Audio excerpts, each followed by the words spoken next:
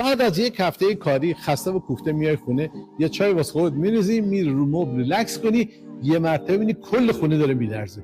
چه خبر شده؟ صدای موزیک همسایه است.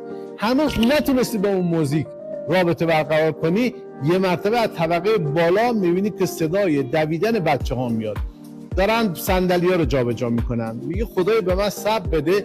یه مرتبه میبینی صدای تلویزیون همسایه که داره فوتبال تماشا میکنه تا آخر زیاده. تحمل تحمل تحمل تا 12 شب. تازه 12 شب صداهای غیر متعارف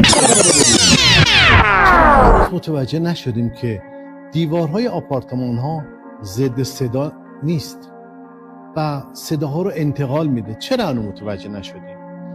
عزیز من، طبق ماده 618 قانون مجازات اسلامی، هر گونه سر و صدا که منجر به سلب آسایش ساکنین بشه هم جریمه نقدی داره هم زندان.